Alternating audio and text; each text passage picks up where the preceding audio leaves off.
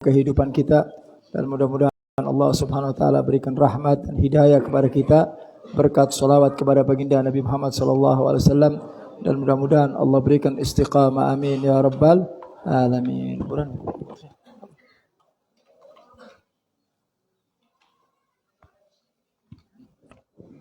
Ayo.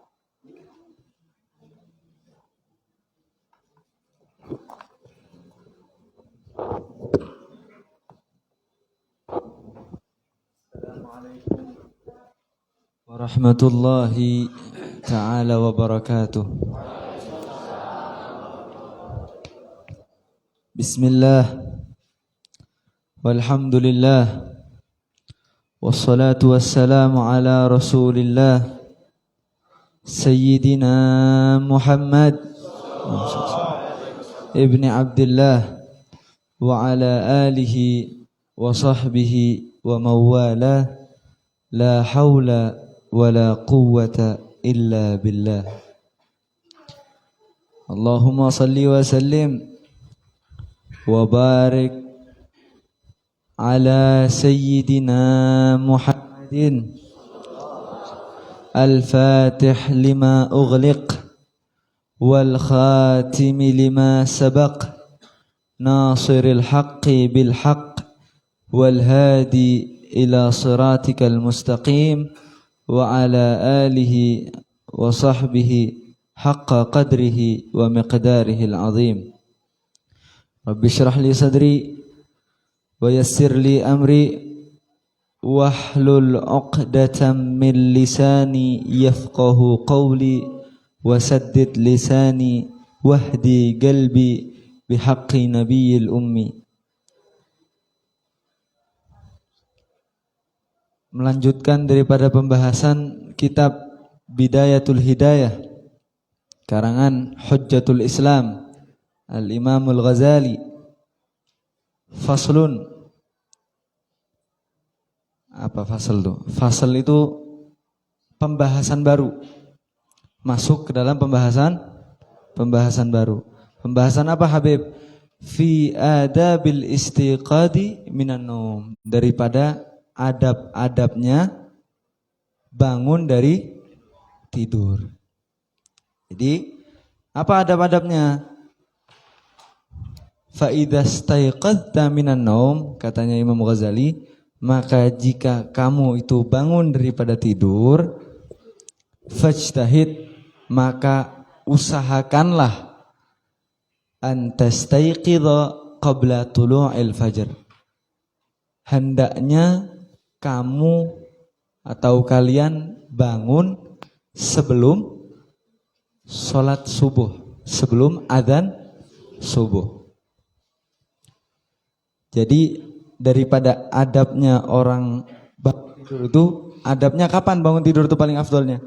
Sebelum adzan subuh. Kita bangun jam berapa? Hah? Komat bangun aja udah bagus ya. Wah, udah mantap lah. Kalau udah komat bangun tuh berarti udah Masya Allah banget ukuran kita ya kan. Apa katanya An-Nabi sallallahu alaihi wasallam? Sallallahu barik alaih. Raka'ataini qabla al-fajr khairum minad dunya. Raka'ataini al-fajr khairum minad dunya wa ma fiha. 2 rakaat sholat fajar, sholat sunnah fajar sebelum sholat subuh, sholat 2 rakaat itu lebih baik daripada dunia dan seisinya. Ya, itu lebih baik daripada dunia dan seisinya. Tapi kita selalu memandang yang lebih baik dari dunia dan seisinya itu kita mandangnya ke harta, ke dunia dan lain sebagainya. Enggak, artinya pahalanya lebih baik daripada dunia dan seisinya. Maka adab yang pertama apa? Bangun sebelum adzan subuh. Sebelum adzan subuh itu bangun. Atau setelah adzan subuh sebelum qomat, diantaranya itu. Bangun. Sholat 2 rakaat. Wal yakun awwala ma yajri ala qalbik wa lisanika dzikrullahi tabaraka wa ta'ala. Dan hendaknya hal pertama yang tersirat di dalam otak kalian, di dalam hati kalian, apa? Zikrillahi tabaraka wa ta'ala. Mengingat daripada Allah subhanahu wa ta'ala. Karena tidur ini, Pak, Bu, tidur ini nisful maut. Tidur ini setengah daripada kematian. Makanya dikatakan meninggal yang paling tidak berasa bagi manusia itu ketika Allah nyabut nyawanya ketika lagi tidur. Itu kita nggak sadar. Ujug-ujug hudang geus dikubur. Waduh, nah poek gitu kan. Tapi alhamdulillahnya apa? Tidak merasakan daripada sakitnya dicabut nyawa. Sakitnya dicabut nyawa itu dikatakan seperti ditusuk 70 pedang dalam waktu bersama. Itu udah yang paling khafif, udah yang paling lembut udah malaikat. Itu seperti ditusuk 70 pedang secara bersamaan atau seperti dikuliti dalam keadaan hidup-hidup. Jadi sakit banget. Jadi minta sama Allah husnul khotimah. Jadi husnul khotimah itu bukan berarti kita tidak merasakan daripada sakitnya kematian. Tapi apa? Kita diperlihatkan oleh Allah Subhanahu wa taala hal-hal baik yang akan terjadi setelah kita meninggal. Orang itu kalau udah senang, sakitnya hilang. Naik misalnya muncak ke gunung. Wah, yang jatuh mah, yang kepleset mah segala macam. Yang capek mah. Tetapi sampai di atas udah lihat, puas, hati udah senang, hilang capeknya, benar gak? Iya. Bahkan diceritakan Nabi Allah Yusuf aja, perempuan-perempuan tuh ketika lihat Nabi Allah Yusuf dalam keadaan motong buah, nggak kerasa buahnya habis, tangannya yang dipotong. Itu melihat keindahan daripada Nabi Allah Yusuf. Apalagi kita dikasih tahu sama Allah bahwa kita ini bakal masuk surga. Wah, geus teu karasa. Mudah-mudahan kita dijadikan oleh Allah SWT menjadi orang-orang yang husnul khatimah. Jadi yang pertama tersirat di dalam otak kita, di dalam hati kita, di dalam pikiran kita itu bukan bangun tidur buka WhatsApp. Atau Habib ana buka kitab apa? Kifayatul Instagram. Wah. Nihayatut TikTok. Wah. Yang dibuka bangun tidur langsung scroll. Masya Allah. Coba kalau dipakai bangun tidur, sholat, antum scroll TikTok. Kalau waktu itu dipakai buat sholat, wah, ratusan rakaat paling. Masya Allah. Kadang kita ini suka melakukan sesuatu yang nggak penting di kehidupan kita nih. Boleh, nggak ada yang ngelarang, boleh. Tapi apa? Jangan kita ngelakuin suatu hal yang nggak penting, ninggalin suatu yang penting. Itu namanya orang bodoh. Jadi intinya ditinggal, cabangnya dijalanin. Ini orang bodoh. Kemudian apa kata Imam Ghazali? Setelah bangun daripada tidur, hendaknya membaca doa ini. Alhamdulillahilladzi ahyana ba'dama amatana wa ilaihin nusyur. Masya Allah, hafal semuanya. Diamalin gak? Hah? Diamalin gak? Insya Allah diamalin sebulan sekali. Ya gak? Insya Allah, mudah-mudahan kita dijadikan oleh Allah SWT hamba-hamba yang istiqamah, amin. Alhamdulillahilladzi ahyana ba'dama amatana wa ilaihin nusyur. Segala puji bagi Allah yang telah menghidupkan kami setelah apa? Setelah Allah SWT itu mematikan kita. Jadi seperti yang saya bilang tadi, bahwa tidur itu mati sementara. Jadi kalau kita bangun dari tidur, ini doanya. Ahyana ba'dama amatana. Setelah dimeninggalkan sama Allah SWT, kita dihidupkan kembali. Ini tidur. Beda, ada beberapa orang sama Allah dikasih tidur nggak dikasih bangun lagi. Ya. Jadi kemudian doanya Allahumma bika asbahna wa bika amsayna wa bika nahya wa bika namut wa ilaikan nusyur. Ya Allah, dengan kehendak-Mu kami ada di pagi hari. Dengan kehendak Allah kita ada di pagi hari ini dengan kehendak Allah, dengan takdir Allah. Kalau Allah nggak nakdirin kita ada di pagi hari, udah. Berarti di kuburan. Ya enggak? Wa bika amsayna, dan dengan kehendak-Mu juga aku ini ada di sore hari. Jadi di pagi hari dengan kehendak Allah, di sore hari dengan kehendak Allah Subhanahu wa taala. Wa bika nahya, dan dengan kehendak-Mu pula nahya, kami hidup. Kita hidup ini dengan kehendak Allah Subhanahu wa taala. Maka jika kita dikasih kehidupan oleh Allah Subhanahu wa taala, kita dikehendaki masih diberi umur oleh Allah Subhanahu wa taala, manfaatkan. Karena Allah masih kasih kesempatan buat kita. Wa bika namut, dan dengan kehendak-Mu pula kita dipanggil atau kita meninggal dunia. Wa ilaikun nusyur, dan kepada Engkau juga ya Allah kami ini akan kembali atau tempat kembali kami. Jadi kita ini kalau diberi permasalahan sama Allah Subhanahu wa taala di kehidupan, beda orang yang ingat kalau kita ini bakal kembali ke Allah sama orang yang lupa, itu beda. Orang tuh kalau lupa bakal mikirnya kayak gini, aduh masalahnya nih enggak selesai-selesai. Itu orang yang enggak kenal sama Allah Subhanahu wa taala. Enggak pantas orang yang ikut majelis taklim punya pikiran seperti itu. Masalahnya enggak selesai-selesai. Jangankan masalah ente, hidup ente aja bakal selesai.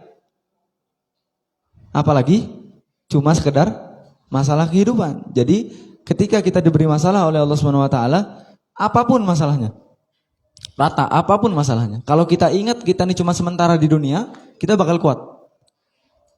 Tapi masalahnya apa yang bikin kita ini lemah atau nggak kuat dalam menghadapi masalah? Apa? Karena kita nggak ingat kalau kita ini di dunia ini cuma sementara. Berapa tahun sih? 10, 20, 30, 40, 50, 60 berangkat. Rata-rata 60, 70 berangkat. Gak bakal lama kita ini hidup di dunia. Umatnya Rasulullah itu antara 60 sampai 70 tahun. Bahkan kalau umatnya Rasulullah yang benar, yang bertakwa, itu kebanyakan diberi sama Allah umur itu di bawah 63. Jadi kebanyakan dari sini udah deket semuanya nih, hati-hati. Cepat-cepat bertobat kepada Allah Subhanahu wa taala. Ingat umur. Eling lah muncul orang Sunda. Ya. Kemudian apa? Apa kata Imam Ghazali?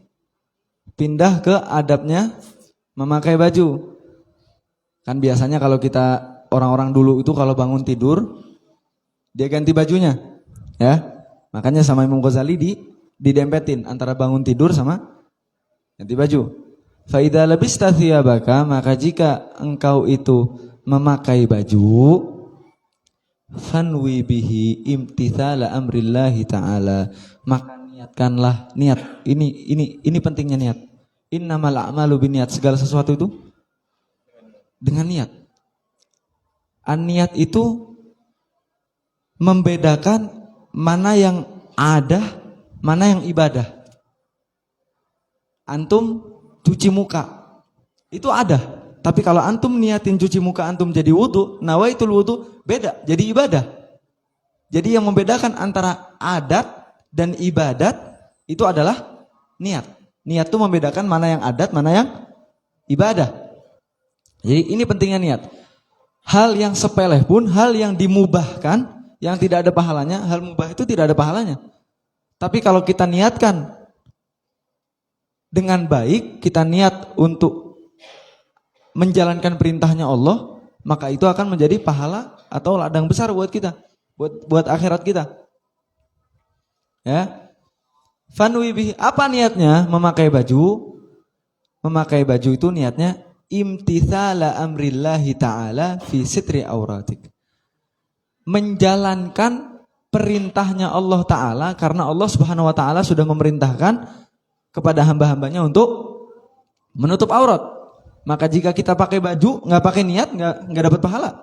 Kalau kita pakai baju dengan niat, ya Allah aku pakai baju ini menjalankan daripada perintahmu. Engkau suruh kami menutup aurat, maka kami tutup aurat kami. Maka ketika kita memakai baju itu, kita mendapatkan ganjaran atau pahala dari Allah Subhanahu wa ta'ala. Kalau mau lebih gampang lagi, segala sesuatu itu diniatkan nawaitu kama nawa Ali bin Muhammad al-Habsyi. Gak perlu pakai bahasa Arab, riweh, gak mungkin hafal. Jadi niatnya itu, saya niat segala sesuatu, mau makan, mau minum, mau apa saja, diniatkan, ya Allah saya niat seperti niatnya Habib Ali bin Muhammad al-Habsyi. Habib Ali itu ribuan niatnya, sebelum beramal tuh niatnya ribuan. Jadi kita nggak bisa kayak beliau, minimal kita sangkutin niat kita sama beliau. Insya Allah kita dapat ganjarannya. Wahdar, dan hati-hati, ini yang terakhir. Hati-hati katanya Imam Ghazali apa? An yakuna qasduka min libasika muru'atal khalq.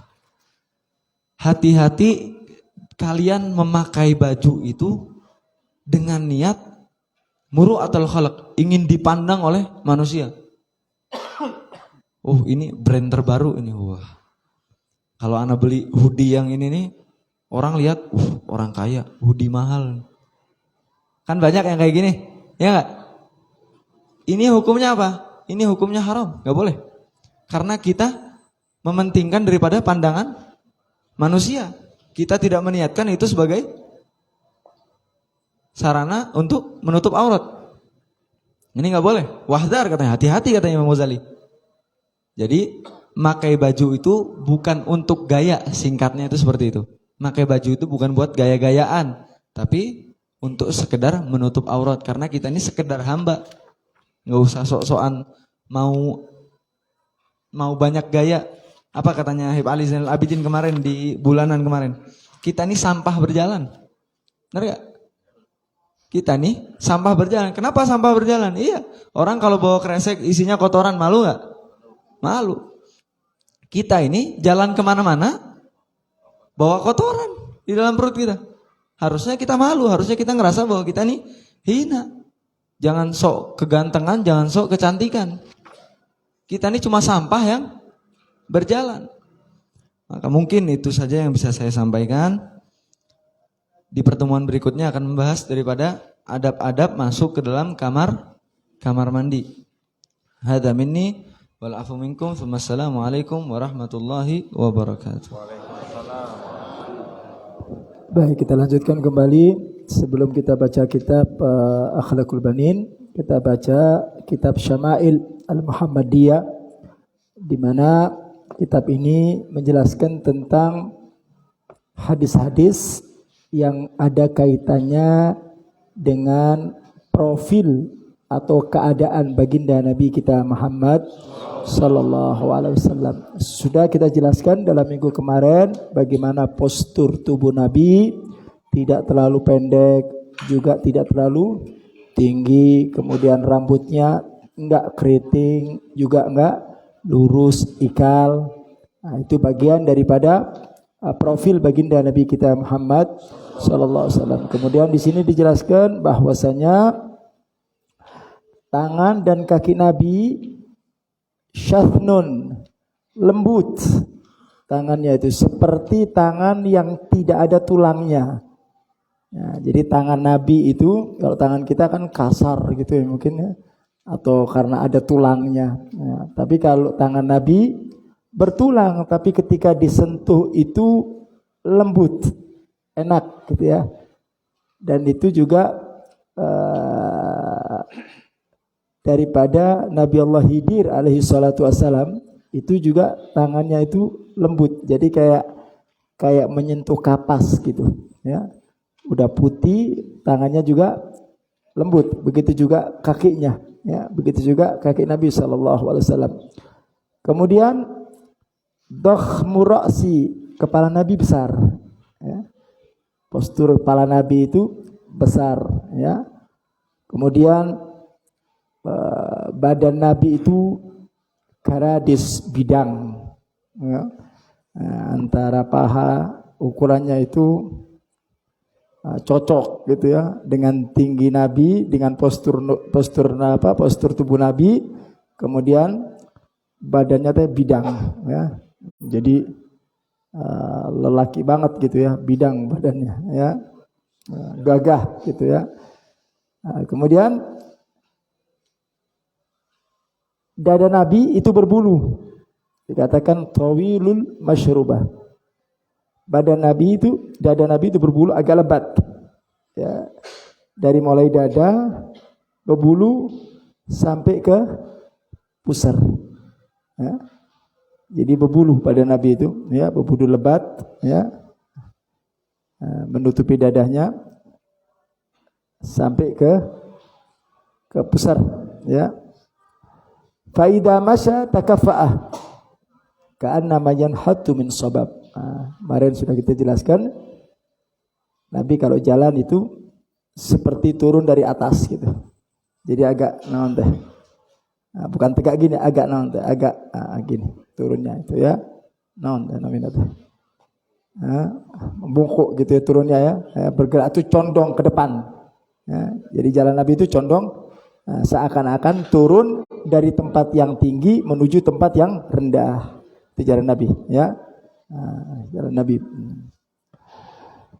Sehingga ketika disifati oleh para sahabat bahwasanya para sahabat tidak pernah melihat ya, gerakan tubuhnya maupun postur tubuh Nabi, itu sahabat mengatakan kami tidak pernah melihat ada orang sebelum dan sesudah Nabi seperti baginda Nabi Muhammad SAW. Jadi sempurna sekali ya, itu postur daripada baginda Nabi Muhammad SAW. Juga di sini dijelaskan bahwasanya muka Nabi itu lam yakun bil mutahham wala bi mukaltham. Bahwasanya bentuk muka Nabi itu enggak bulat, enggak gemuk ya, enggak gemuk mukanya itu, dan juga enggak terlalu lonjong. Jadi sempurna, oval ya, oval ya. Ya, tetapi bentuknya itu oval, jadi enggak terlalu bulat juga enggak terlalu lebar. Jadi bentuknya teh naon teh oval ya, indah sekali ya. Nah, kemudian ajul ainain, hitamnya itu matanya pekat. Jadi bukan sembarang hitamnya itu pekat. Makanya ibu-ibu kalau pakai naon teh lensa ya, entong bangga dengan warna biru kan gitu, supaya dibilang kayak orang Itali gitu ya, padahal lahirnya teh di Sukatani. Ya kalau orang Itali, orang Jerman teh pantes ya, lahir di Jerman, makannya pizza, benar tak? Ibu makan naon teh? Tapi gayanya teh masya Allah, rambutnya. Nabi itu dikatakan ajul ainain ya, matanya tuh hitam pekat. Jadi antara putih dan hitamnya itu putihnya jelas, kemudian hitamnya juga jelas ya. Kemudian ahdapul asfar, bulu matanya itu letik ya, indah gitu ya, bulu matanya itu letik ya, jadi nggak seberapa tebal, nggak seberapa tipis, jadi letik pas-pasan gitu ya. Kemudian daripada keadaan Nabi, wa idzal tafata iltafata ma'an. Nabi itu kalau bergerak, kalau berpaling, kalau dipanggil, palingnya itu bukan sekedar gini, tapi malingnya itu dengan badannya sekalian. Jadi kalau dipanggil itu Nabi, atau Nabi kalau noleh ya, dikatakan wa idzal tafata iltafata ma'an. Jadi ketika dia noleh itu sama tubuhnya juga goyang, noleh begitu. Ya, kalau kita kalau noleh kan cuma gini aja. Ya, tapi kalau Nabi noleh itu sama badannya sekalian. Ya. Kemudian dikatakan bahwasanya di dalam pundak Nabi itu ada khatamun nubuwah, stem. Di sininya itu ada tulisan khataman nubuwah, stem namanya. Nanti stem dah. Cap. Ya. Tertulis khatamun nubuwah. Itu stempel dari Allah Subhanahu wa taala. Ya, jadi enggak bisa hilang, bukan stempel model kita. Ya, stempel dari Allah Subhanahu wa taala yang memberikan bahwasanya Nabi kita Muhammad sallallahu alaihi wasallam adalah seorang nabi penutup daripada semua nabi. Dikatakan khatamul anbiya. Kemudian daripada sifat kebaikan nabi dikatakan di sini ajwadun nas sadran. Nabi itu orang yang paling dermawan. Nabi itu orang yang paling dermawan dan nabi itu orang yang paling lapang dada gitu. Bukan dadanya lapang, bukannya lapang dada. Artinya Nabi itu nggak punya sifat pendendam. Nabi itu nggak punya sifat pemarah. Ya, Nabi itu nggak pernah sakit hati. Ya, lapang dada. Ketika ada orang berbuat salah, kemudian dia datang ke Nabi dan minta maaf, Nabi kasih maaf. Bahkan daripada rasa lapang dada Nabi itu, orang-orang yang belum minta maaf udah dikasih maaf pun Nabi sallallahu alaihi wasallam. Masyaallah. Bisa tak gitu, Bu? Al-Habib Ali yang ngarang kitab Maulud Simtud Duror, dari kecil, Bu, dari kecil itu kalau diantar sama ibunya untuk tidur di kasur, setelah itu diajarin doa sama ibunya.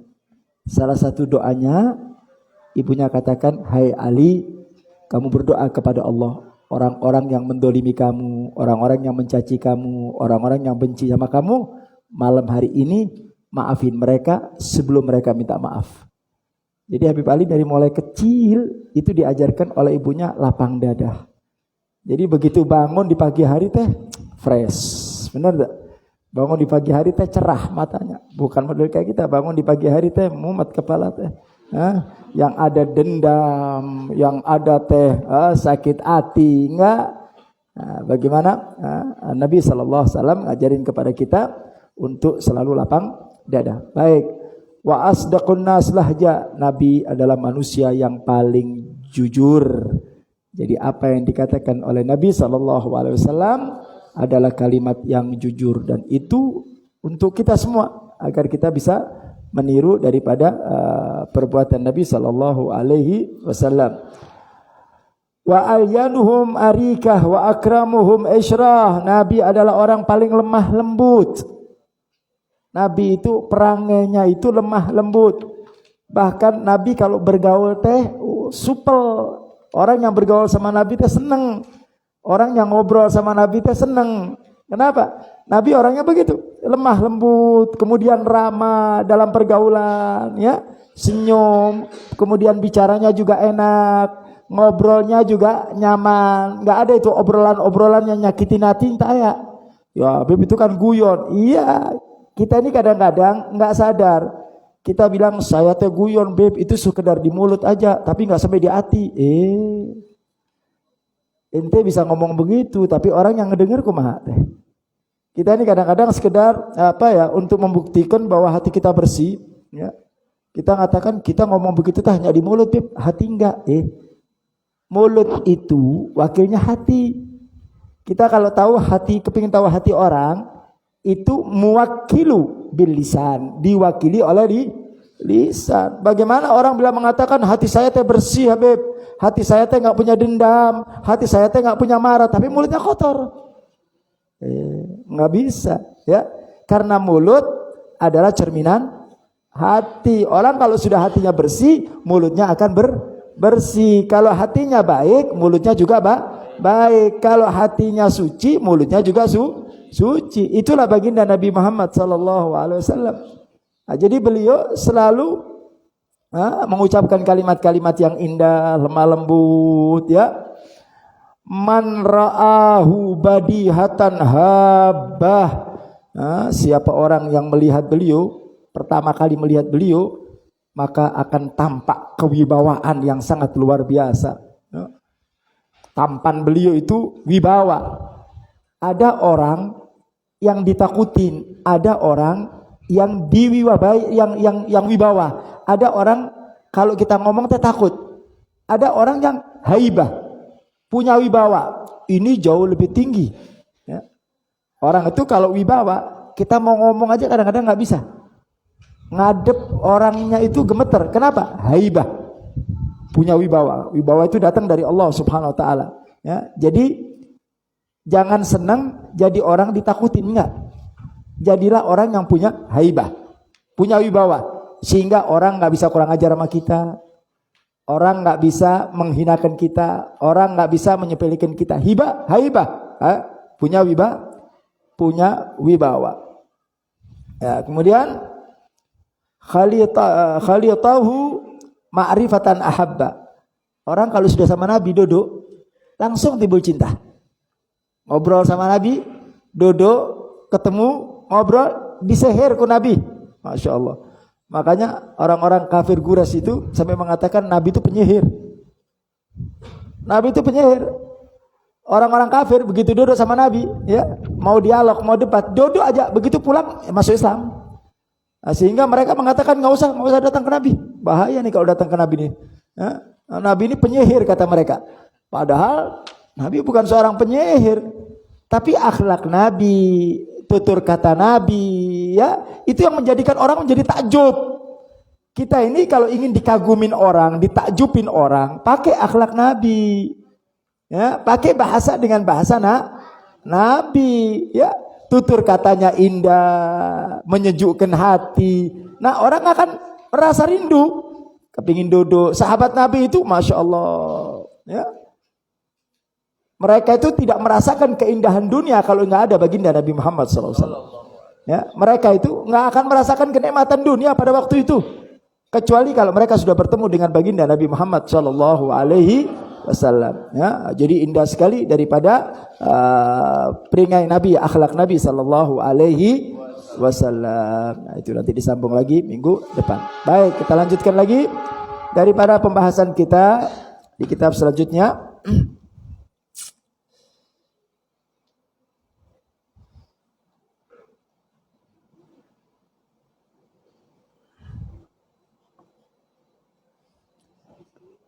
Kita masuk dalam bab asyukru wal kufran.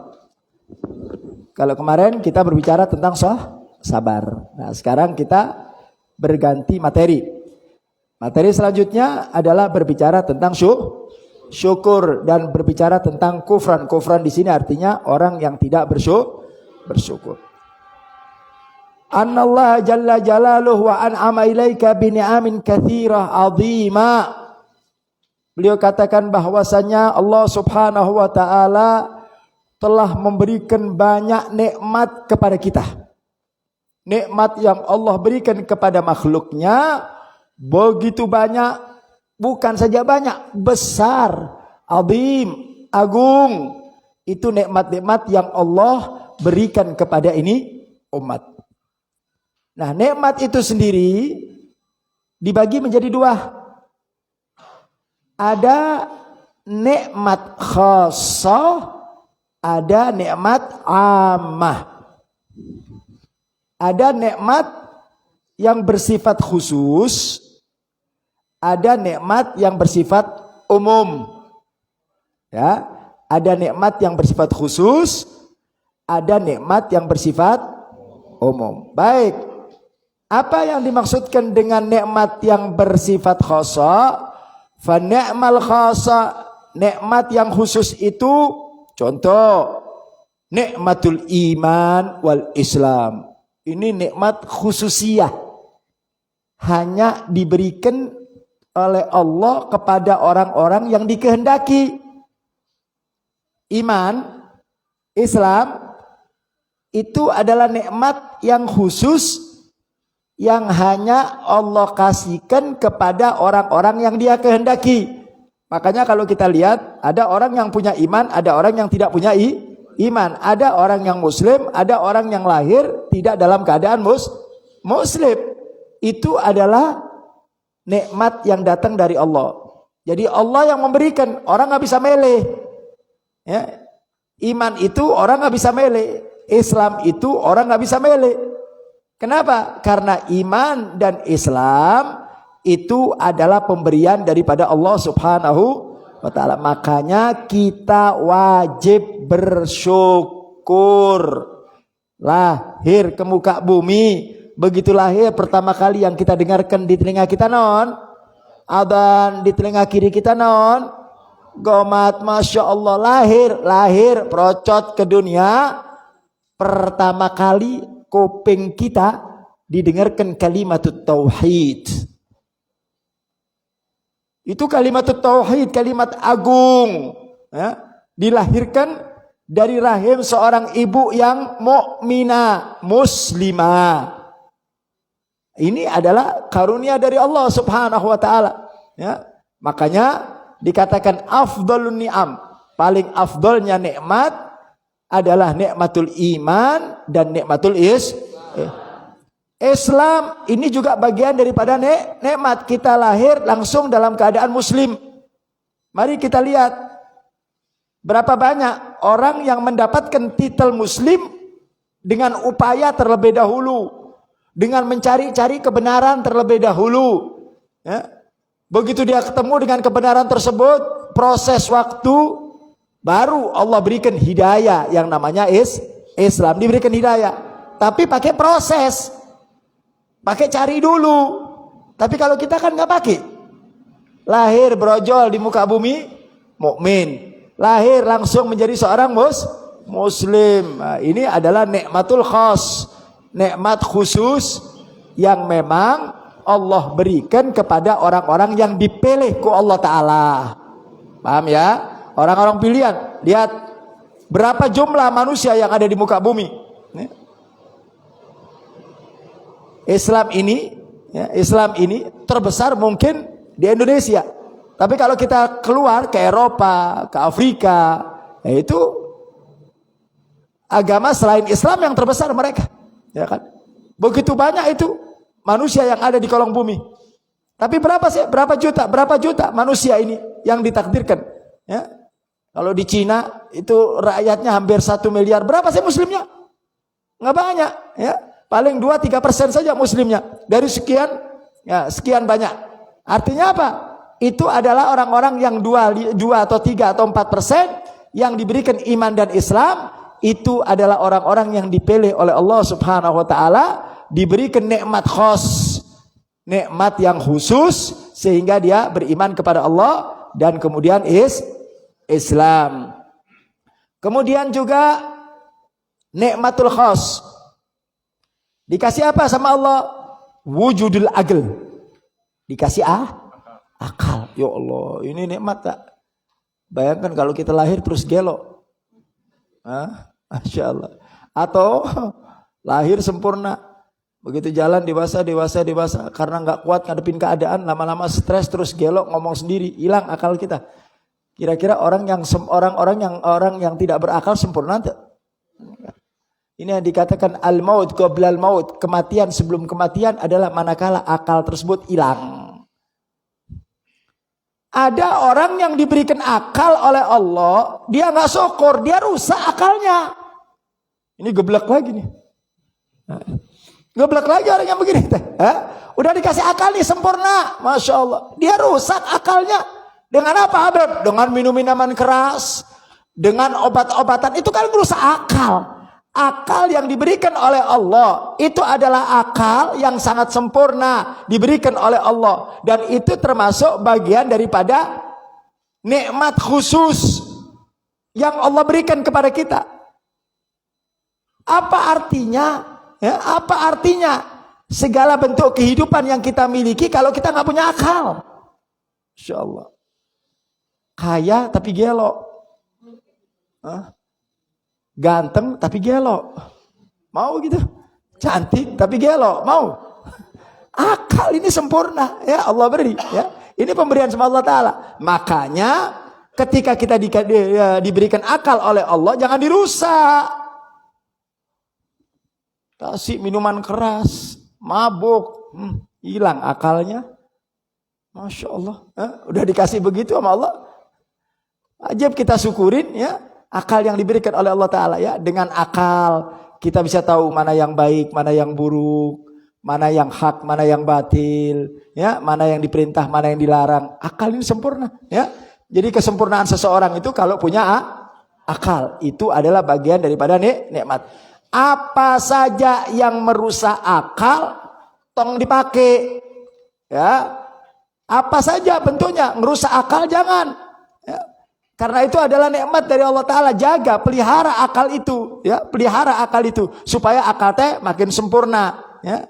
Dengan apa? Dengan sesuatu yang baik. Nah, jadi kalau kita diberikan akal, gunakan akal tersebut yang baik, jaga, pelihara, berikan kesehatan kepada akal. Nah, supaya akal tersebut benar-benar nanti kita gunakan untuk sesuatu yang baik. Itu bagian daripada nikmat. Kemudian al-ilmu. Bu, ilmu ini juga nikmat Allah yang khas. Kenapa saya katakan nikmat Allah yang khas, nikmat Allah yang khusus? Karena berapa banyak orang tahu ilmu itu penting, tapi banyak orang yang tidak mau mengkaji ilmu agama. Kita ini semua butuh ilmu. Ya. Ilmu dunia kita butuh, ilmu akhirat juga butuh. Tapi berapa banyak ada orang tahu ilmu ini penting, tapi nggak mau datang ke majelis taklim, nggak mau datang ke majelis ilmu, nggak mau sekolah, nggak mau belajar. Berarti apa? Berarti dia tidak menginginkan nikmat Allah yang berupa ilmu itu ada pada dirinya. Makanya kita syukur kalau kita masih diberikan keinginan oleh Allah untuk bisa mengkaji ilmu agama. Ini nikmat dari Allah Ta'ala ya. Ini dari sekian banyak yang hadir ilmu, di luar sana masih banyak yang nggak mau ngaji. Pengajian teh di mana-mana, kan begitu. Pesantren teh di mana-mana, sekolah di mana-mana, tapi berapa banyak orang tahu dia butuh sama ilmu, tapi nggak semua orang diberi ilmu sama Allah Ta'ala. Nggak semua orang diberi ilmu. Ada lagi yang diberi ilmu, tapi dia rusak ilmunya. Masya Allah. Bagaimana Habib merusak ilmunya? Ya ilmunya tidak digunakan di jalan yang benar. Iblis itu adalah makhluk Allah yang paling berilmu, Bu. Jadi jangan dikira iblis teh nggak berilmu. Iblis teh luar biasa. Ilmunya luar biasa. Saking tingginya kedudukannya, sampai-sampai ketika dia disuruh sujud kepada Nabi Allah Adam nggak mau. Lihat jawabannya. Jawabannya ilmiah, jawabannya iblis teh ilmu. Memang iblis itu makhluk yang berilmu. Jawabannya apa? Ana khairu minhu, khalaqtani min tin wa khalaqtahu khalaqtani min nar wa khalaqtahu min tin. Aku lebih baik daripada Adam. Kenapa? Karena aku diciptakan dari api. Api itu simbol kebesaran, simbol cahaya, simbol segalanya. Sedangkan Adam diciptakan dari tanah. Lihat dialog, debat Allah Ta'ala. Allah Ta'ala tadi debat sama iblis. Ini namanya pinter keblinger. Nah, ada orang begitu ya. Ada orang yang tidak mau mencari ilmu, ada orang yang punya ilmu tapi ilmunya keblinger. Hati-hati ya. Ilmunya keblinger. Nah, mudah-mudahan ilmu kita dijadikan ilmu yang bermanfaat. Kemudian nikmatur rizq was-sihha was-salama. Kemudian nikmat rezeki. Nah, kita masih dapat rezeki dari Allah. Walaupun jumlahnya nggak banyak, yang penting dapat rezeki. Yuk kita lihat orang-orang yang tidak diberikan rezeki oleh Allah Ta'ala. Ya, yang tidak diberikan materi sama Allah Ta'ala. Kita alhamdulillah cukup. Walaupun nggak terlalu kaya-kaya teing, tapi nggak terlalu miskin-miskin teing. Tak gitu. Syukur dapat nikmat rezeki dari Allah, punya pekerjaan, dapat uang dikit, bisa makan, udah kan cukup, udah alhamdulillah ya. Itu adalah nikmat yang Allah berikan kepada kita. Nah lihat berapa banyak saudara-saudara kita muslim beriman tapi belum tentu dikasih rezeki ke Allah Ta'ala ya, 3 hari mereka nggak makan, Masya Allah. Tapi kita alhamdulillah diberikan rezeki oleh Allah Ta'ala ya. Makanya ketika kita mendapatkan rezeki, alhamdulillah sehat wassalama. Kemudian diberikan sehat. Ya Allah, Ibu, orang sehat teh paling nikmat. Ibu-ibu teh nyender ke tembok molor, nikmat teh. Benar enggak, Bu? Oh, nikmat banget, Bu. Benar enggak? Bapak-bapak teh molor di karpet teh set. Kalau sakit kira-kira bisa begitu enggak? Nggak bisa. Tapi alhamdulillah sehat. Makan naon wae depan kita apa aja makanan enak kan. Namanya juga sehat. Yang menjadikan makanan itu nggak enak karena sakit. Bukan karena makanannya itu. Walaupun kita diberi makanan apa saja yang enak, tapi kalau kita dalam kondisi sakit, enak enggak? Nggak enak walaupun makanannya enak. Tapi sebaliknya, walaupun makanannya biasa-biasa saja, tapi kalau diberikan kepada orang yang sehat, maka makanan yang biasa-biasa saja itu jadi enak. Kenapa? Karena Masya Allah. Lihat itu kalau ada orang ngejaga saudaranya sakit ya, Bu. Ngejaga saudaranya sakit. Biasanya kalau orang sakit kan dikirimin apel, dikirimin jeruk. Benar enggak? Sakit dikirimin, giliran waktu sehat nggak ada yang ngirimin. Sakit dia tahu. Kita tes cuma kadang-kadang kita ini, Bu, kadang-kadang sodakonya tes salah. Udah tahu orang sakit nggak bisa makan, dikasih apel, dikasih bolu, dikasih cake. Buat naon? Yang jaga bilang syukur, alhamdulillah. Bilang sama si sakit, mudah-mudahan teh panjang sakit kamu teh. Benar enggak? Iya, kadang-kadang nggak tepat gitu loh. Jadi giliran kalau waktu sehat kasih supaya nggak sakit. Jangan nunggu sakit dulu. Kita ini kalau mau sodako sama orang nunggu orang sakit. Sakit baru dikirim apel, jeruk. Ya Allah. Makanya sering dulu saya katakan, kita ini kalau ada tamu kaya sama tamu orang miskin. Ya, tamunya kaya, terus tamunya miskin. Kira-kira penghormatannya yang mana lebih baik? Tuh kan, kebalik. Begitu orang kaya datang teh bikin nasi kebuli, benar tak? Bikinin ikan, bikin macam-macam nanti yang datang orang kaya. Bu, orang kaya teh udah biasa makan yang begitu. Benar tak? Dikasih makanan enak-enak teh orang kaya udah biasa. Ini kebalik, orang kaya yang sudah biasa makan begitu dikasih hadiah begitu. Giliran orang miskin buru-buru makan daging. Benar, makan ayam aja sebulan sekali kalau waktu Liwaul Habib aja. Nah, makan kebulinya aja, benar tak? Justru kalau ada orang miskin yang bertamu di rumah kita, servis, beri makanan yang enak. Kadang-kadang kebalik-balik sih kita ini, Bu. Benar tak? Yang nggak butuh dikasih, yang butuh mumet dah, Bu. Ini sama artinya. Yang sehat diobatin, yang sakit dibiarin. Masya Allah. Kebalik-balik, Bu ya. Masya Allah. Ya. Jadi sehat walafiat. Sehat ini adalah bagian daripada nikmat. Itu nikmat. Kemudian yang kedua, Bu, kalau kita sudah diberikan sehat, jangan melakukan sesuatu yang membuat sehat tersebut ditarik ke Allah. Paham tuh? Kita dikasih perut sehat, baik. Entong makan cabai-cabai yang banyak. Entong makan rujak cabainya 20. Sampai rumah teh punten-punten buang air. Kan kita yang bikin sakit, benar tak? Benar, takdirnya dari Allah Ta'ala. Tapi karena kita tidak merawat, kita punya diri. Akhirnya perut nggak karu-karuan, benar tak? Anggota tubuh sakit, entong dikotorin, entong diberikan segala sesuatu yang menjadikan sakit. Jadi jaga kesehatan itu. Ini manusia nih kadang-kadang, Bu, ini apa ya? Kadang-kadang cukup membingungkan. Yang sehat dibikin sakit, begitu sakit riwah. Nah, yang bikin sakit ente. Kan begitu. Begitu sakit keluar biaya, mumet ngurusin biaya.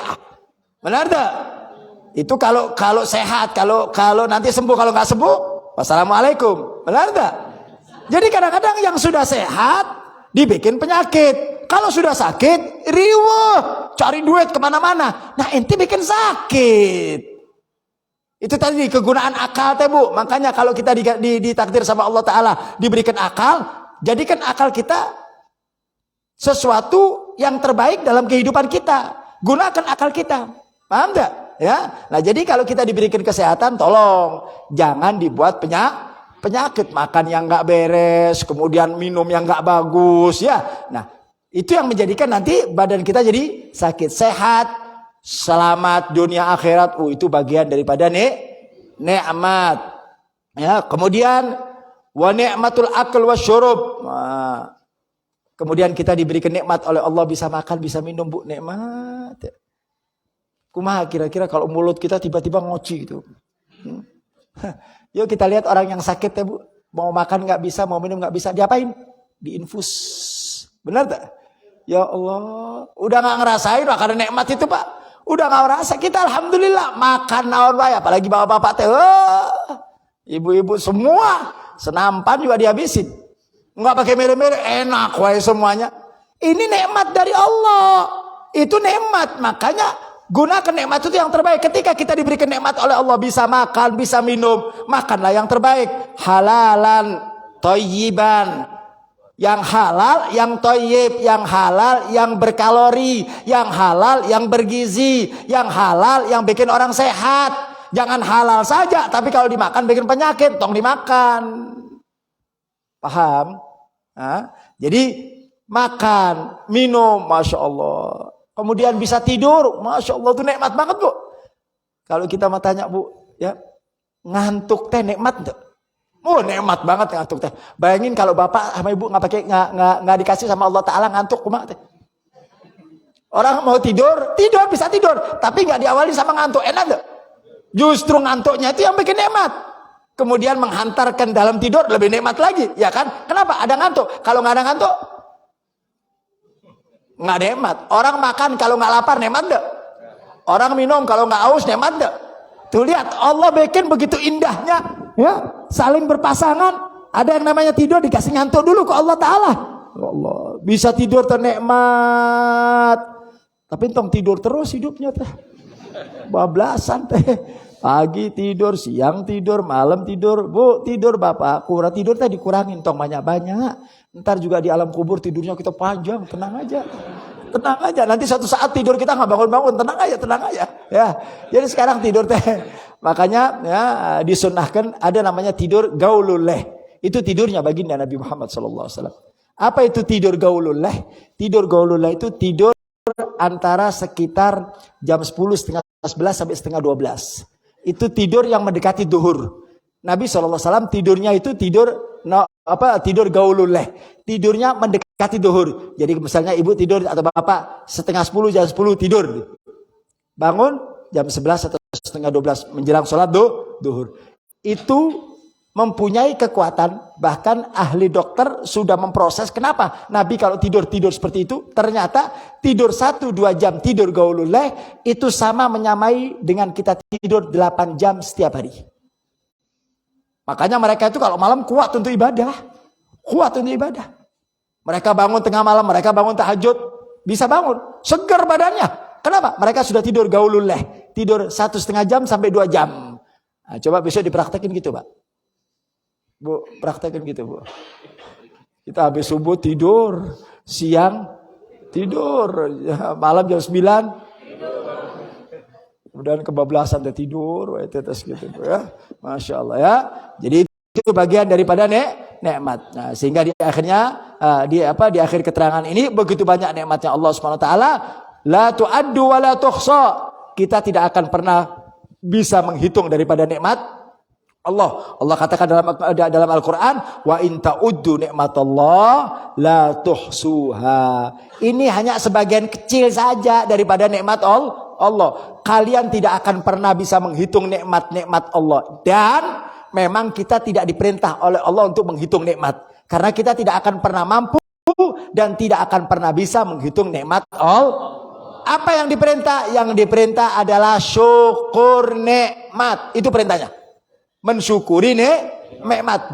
Bukan menghitung, bukan untuk menghitung daripada nikmat, enggak, karena kita tidak akan pernah bisa. Nikmat Allah begitu teramat banyak sekali buat kita. Tinggal bagaimana kita pandai-pandai bersyukur atas nikmat Allah. Nah, itu bagian daripada syukur khas. Insyaallah nanti minggu depan kita bicara tentang syukur berbicara tentang syukur secara umum insyaallah. Nanti ada pertanyaan dikit tadi. Yang pertama kita doakan dulu ya. Ini dari saudara kita. Mudah-mudahan Allah berikan dia kesehatan, sehat walafiat, dan mudah-mudahan segala penyakitnya diangkat oleh Allah Subhanahu wa taala bi barakah suratul Fatihah wa bi jahi suratul Fatihah wa bi sirri suratul Fatihah wa ila hadratin Nabi sallallahu alaihi wasallam. Fatihah. Bismillahirrahmanirrahim. Alhamdulillahirabbil alamin. Arrahmanirrahim. Maliki yaumiddin. Iyyaka na'budu wa iyyaka nasta'in ihdinas siratal mustaqim siratal ladzina an'amta 'alaihim ghairil maghdubi 'alaihim waladdallin. Amin. Ya, itu ada juga pertanyaan juga ya, dikirim WA ke Habib, tapi dari Buya dikirim ke Habib ini ya, bukan langsung ke Habib. Gimana solusinya apabila bila suami tidak pernah menyuruh untuk nengok ibu saya, terus hukumnya bagaimana kalau diam-diam saya menengok ibu saya? Apakah saya termasuk istri yang durhaka? Gini Bu, ya.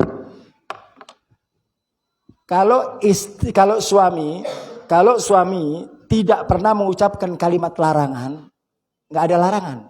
Suami tidak mengatakan, aku larang kamu untuk nengok ibumu, nggak ada kalimat itu, nggak ada. Jadi jangan menciptakan kalimat ini, ya kan? Kan ada orang apa ya, bukan niat mau, pokoknya udahlah terserah, kamu mau nengok mangga, nggak nengok mangga. Kalau tidak ada kalimat itu, izin sama suami dulu, Bu, Pak, karena seorang istri yang keluar dari rumah itu wajib izin sama suami. Izin, Pak, saya mau nengok ibu saya. Insya Allah suami yang ngaji pasti ngizinin, ya, suami yang ngaji pasti ngizinin. Nah, pertanyaannya bagaimana kalau suaminya nggak ngizinin? Nah, diceritakan Bu, zaman Nabi SAW. Ada seorang sahabat mau pergi ketika bertempur sama Nabi, perang. Kemudian ketika mau perang, sahabat tadi mengatakan, hai istriku, kamu jangan keluar rumah kecuali saya datang dari peperangan. Kecuali saya sudah datang dari peperangan. Peranglah si suami tersebut.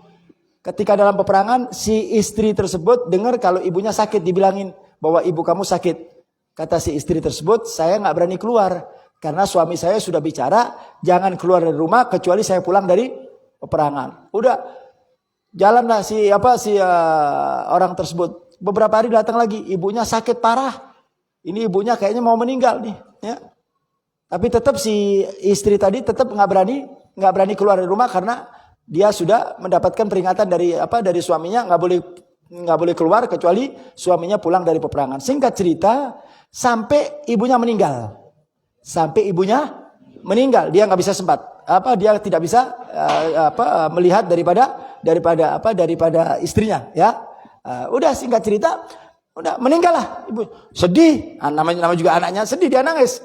Akhirnya begitu pulang suaminya dia ngomong, Pak, ibu saya sakit, saya berapa kali diundang untuk datang, tapi karena Bapak tidak memberikan izin, maka saya tidak keluar rumah tersebut. Ya, sampai sekarang ibu saya meninggal. Kemudian kata suaminya, yuk, saya tidak akan jawab pertanyaanmu ini. Yuk kita menghadap Rasulullah SAW. Kasus ini kita bawa ke Rasulullah. Nanti bagaimana jawaban Rasulullah? Diceritakan ya depan Rasulullah bahwasanya ini istri nggak bisa keluar karena suaminya bilang jangan keluar kecuali suaminya pulang dari peperangan. Sampai ibunya meninggal dunia. Bagaimana ya Rasulullah? Apa kata Rasulullah? Berbahagialah kalian, ibu kalian masuk surga berkat ketaatan istri kepada suami. Paham? Kata Nabi, berbahagialah kalian, ibu kalian sekarang ada di surga.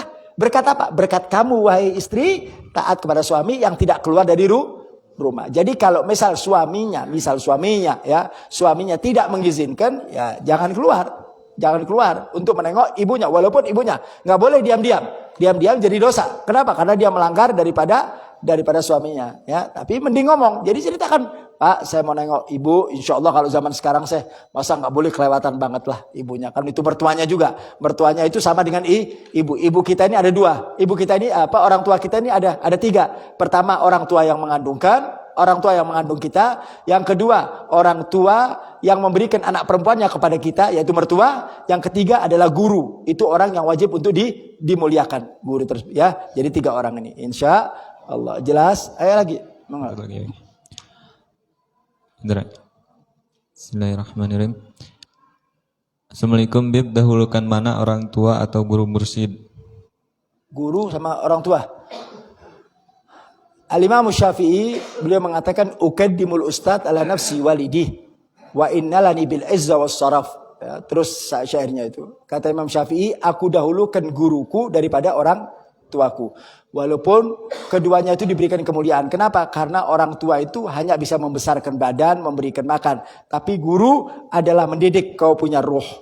Mendidik agama, mendidik ilmu, mendidik pengetahuan. Sehingga kau bisa selamat dari dunia sampai akhirat. Itu berkat daripada seorang guru. Maka seseorang itu lebih memuliakan gurunya daripada orang tua. Itu yang pertama. Yang kedua, karena keduanya ini mulia, jangan kalian banding-bandingkan. Paham ya? Guru dimuliakan, orang tua juga dimuliakan. Selama sejalan. Guru mengajarkan ilmu, orang tua ngedorong kepada anaknya untuk belajar ilmu. Nah, ini kan sejalan nih.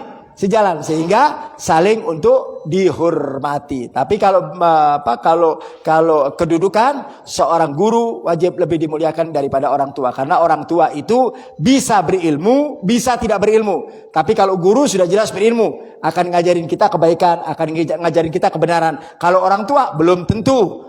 Orang tua kadang-kadang kalau orang tuanya bodoh, nggak ngajarin berapa banyak anak-anak kita sukses diajarin sama orang tua apa diajarin guru kirim ke pesantren, jadikan dia orang besar, jadikan dia orang alim. Berkat perjuangan siapa itu? Guru. Makanya kata Imam Syafi'i, aku dahulukan guru daripada orang tua. Tapi orang tua tetap wajib untuk dimuliakan. Amin ya rabbal alamin. Minta doa. Satu lagi Buran. Minta doa. Assalamualaikum Bib, saya mau minta doanya buat anak saya yang lagi kurang betah di pondok. Kurang sehat. Nah, kita doa mudah-mudahan Allah berikan kesehatan, Allah berikan ya Syafi isfalana, mudah-mudahan Allah berikan kesehatan, Allah angkat penyakit, ala hadini wa kullu niyati salihah wa ila hadratin Nabi sallallahu alaihi wasallam. Fatihah.